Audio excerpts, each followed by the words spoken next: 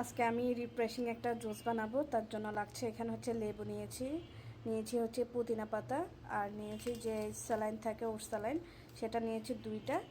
সাথে লাগবে হচ্ছে যে চিনি আর হচ্ছে বিট লবণ। প্রথমে এখানে একটা বোলের মধ্যে নিয়ে নেব চিনি। আমি আমার পরিমাণ মতো চিনি নিয়ে নিলাম।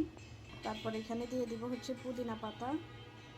এখন দিয়ে দিব 2 প্যাকেট স্যালাইন, সামান্য একটু বিট লবণ।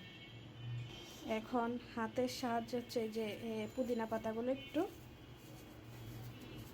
চটকে দিব, যাতে পুদিনা পাতার যে ফ্লেভারটা সেটা এই জুসের সাথে মিশে যায়। পানি দিয়ে দিলে আর এভাবে হচ্ছে চটকানো যাবে না, তা আমি হচ্ছে সব কিছুর সাথে পুদিনা পাতাটা এভাবে একটু চটকে নিচ্ছি। খুবই সুন্দর একটা ফ্লেভার বের হয়ে গিয়েছে। এখন আমি দিয়ে দিব একটু পানির সাহায্যে লেবুর রস বের করে রেখেছিলাম সেটা। এখন দিয়ে দিব পরিমাণ মতো পানি। এই তো রেডি হয়ে গেল মজাদার রিফ্রেশিং ড্রিঙ্কস। আর এখন আমি ছাঁকনি দিয়ে ছেঁকে পাতাগুলো সরাই ফেলবো। এটা খেতে খুবই মজা হয়।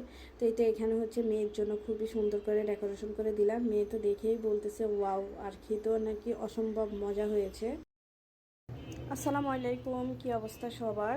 দেখতে দেখতে কিন্তু 13 রোজা শেষ, আজকে হচ্ছে 14 রোজা।